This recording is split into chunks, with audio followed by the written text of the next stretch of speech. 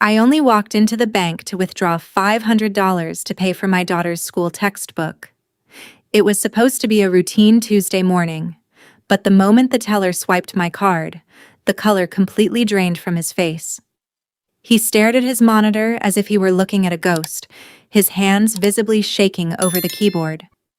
Before I could even ask what was wrong, he glanced nervously toward the back offices, leaned over the counter, and whispered in a voice so quiet it sent a chill straight down my spine. "Ma'am, please sit down. The branch manager needs to see you right away. Do not leave the building." I had absolutely no idea what was happening, but as two security guards quietly stepped up behind my chair, I realized that my ordinary life was officially over.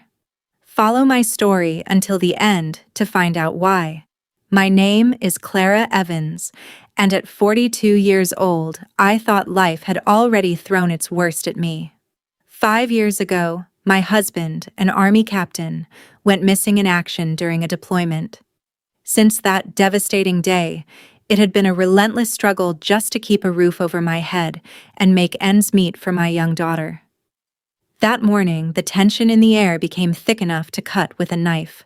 As the teller desperately typed on his keyboard, I caught a glimpse of his screen. He was inputting a silent emergency alarm code. Before I could process the panic rising in my chest, the heavy security doors of the branch clicked shut, locking down the entire building. 2 armed guards moved with practiced precision, stepping up directly behind my chair to block the exit. "Clara Evans?" a stern voice called out. I turned to see a tall man in a tailored suit approaching from the back offices. "I am Mr. Vance, the branch manager. Please, come with me immediately." My legs felt like lead as they led me down a narrow corridor away from the lobby. The whispering bank staff stared at me as if I were a criminal being marched to a cell. They escorted me into a windowless, high-security back office, and the heavy door locked firmly behind us. I was completely trapped, terrified, and left waiting in agonizing silence, wondering how a simple $500 withdrawal had suddenly turned into a federal nightmare. The heavy silence in the room was finally broken when Mr. Vance walked back in, accompanied by a sharp-suited woman who introduced herself as a high-level federal compliance officer. She carried a sleek, biometrically locked case, from which she pulled a terminal displaying heavily encrypted data. My heart hammered against my ribs.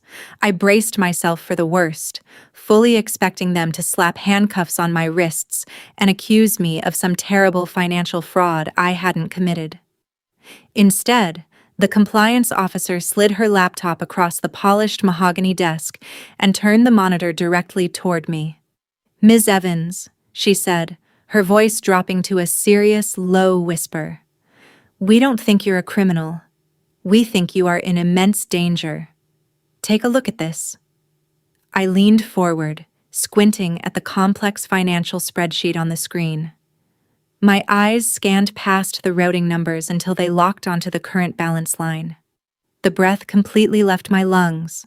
Where there should have been a meager couple of $100s, the balance read an astronomical $12,500,000. According to the system logs, the massive sum had been deposited into my account exactly at midnight. I stared at the numbers in absolute disbelief, my mind spinning. The compliance officer pointed to the transaction source code at the bottom of the page, revealing that the transfer was classified at the highest federal level, originating from a source hidden deep within the military network. The compliance officer leaned in closer, her eyes locked onto mine as she explained the origin of the money. "This $12.5 million didn't come from a standard bank or a wealthy relative, Ms. Evans. It was transferred directly from an offshore military trust." A cold shiver ran down my spine as she continued. "A trust that is linked directly to your late husband's final, highly classified mission." Hearing his name spoken aloud in this sterile room made my eyes well up with tears. For 5 long years, the government had told me that he had simply vanished into thin air, leaving behind absolutely no trace and no answers. Now, his ghost was suddenly staring back at me from a banking terminal. Mr. Vance reached into his secure desk drawer and pulled out a small metallic lockbox. He bypassed the biometric scanner on the side, revealing a secure, military-grade hardware key. Your husband left this with our corporate headquarters exactly 5 years ago, just days before his deployment, the manager explained softly. He left strict, legally binding instructions that this access key was only to be released to you if your account balance automatically triggered a specific tracking sequence. That sequence went live the exact second you swiped your debit card at the teller window this morning. What is unlocked here belongs entirely to you now, Clara.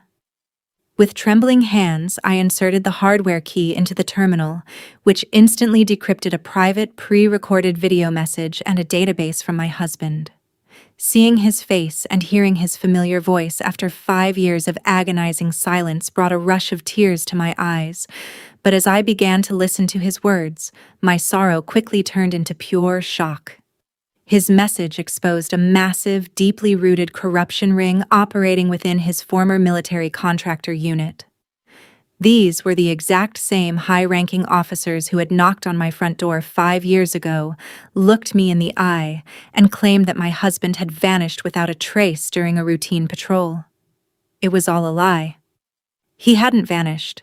He had discovered that his unit was illegally trafficking weapons and laundering millions of dollars through offshore accounts.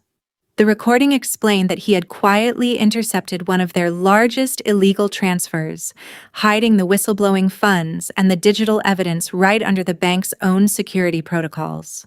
He knew he was being watched, so he created an automated tracking loop tied directly to my bank account. He said he did this knowing the trap would eventually close and protect me once the system triggered. He warned me that the moment I accessed these funds, the corrupt men who took him would know. Stay strong, Clara, his final words echoed. The truth is in your hands now. Finish what I started. The compliance officer gently closed the laptop screen, her expression grimmer than ever. Ms. Evans, I need you to listen to me very carefully, she whispered, leaning across the desk. The moment you attempted that $500 withdrawal, an automated security alert was sent not just to us, but directly to the servers monitored by those corrupt contractors. They know the tracking loop has closed, and they know exactly which branch you are inside right now. A wave of panic washed over me, making the small locked room feel like a claustrophobic trap. Are they coming for me? I asked, my voice cracking. Federal agents are already dispatched and en route to this location, she assured me, trying to maintain a calm demeanor. But they are still 15 minutes away. We need you to stay completely calm under pressure and remain right here in this office. Suddenly, Mr. Vance gasped, his eyes glued to the security monitors mounted on the wall. A sleek black SUV with tinted windows had just pulled up directly outside the bank's glass front doors. 2 men in dark suits stepped out, adjusting their jackets as they walked purposefully toward the entrance. My breath hitched. The trap was sprung, but I was the bait. The compliance officer immediately picked up her secure phone, coordinating quietly with the approaching federal sting operation units. They're entering the lobby now, Mr. Vance whispered, his face completely pale. Clara, whatever happens next, you must play along. We are going to lock this door from the inside, but you need to be ready to face them if they force our hand. Your husband's legacy depends on these next few minutes. The heavy security door clicked open, and I was led back out into the main lobby to face the men who had destroyed my family. The 2 crooked former associates from my husband's unit stood by the teller counter, pretending to be military logistics personnel executing a routine legal hold on my account. They looked sharp, confident, and completely untouchable, until they saw me walking toward them, flanked by the branch manager and the compliance officer. Clara, the lead contractor said, stepping forward with a smile that made my stomach turn. It's been a long time. We heard about a glitch with your account and came to help you sort it out. We just need you to verbally authorize a system transfer so we can move the military trust back to the proper corporate channels." I stood my ground directly across the lobby, refusing to back down. I looked him dead in the eye and said, "I know what you did to my husband, and I am never authorizing anything for you." His smile instantly vanished, replaced by a cold, menacing glare. "You're making a very dangerous mistake, Clara," he whispered, stepping closer. "You have no idea who you're dealing with."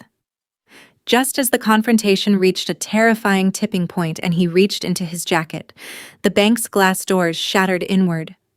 Armed federal authorities ambushed the lobby from every angle, shouting commands and pinning both suspects to the floor before they could even react. As handcuffs clicked around their wrists, the compliance officer secured the digital evidence, finally capturing the network data my husband had died to protect. Justice had arrived. With the corrupt officers behind bars and the evidence handed over to federal authorities, my husband's name was completely cleared. He wasn't a missing casualty. He was a true hero who sacrificed everything to expose the truth. The $12,500,000 was legally designated as ours, permanently guaranteeing my family's financial security. My young daughter would never have to worry about her future again.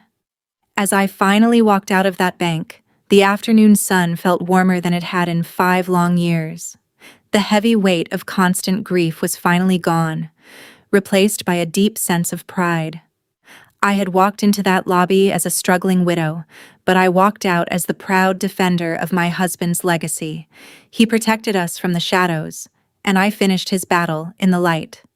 Now, my own story has reached its end, but it makes me wonder about justice and loyalty. What would you have done if you were in my exact position? Would you have had the courage to stand your ground? Comment below with your honest thoughts. Also, please comment the city you are watching from so I can see how far my story has reached. Thank you so much for watching until the very end. Before you go, make sure to click on one of the 2 videos popping up on your screen right now.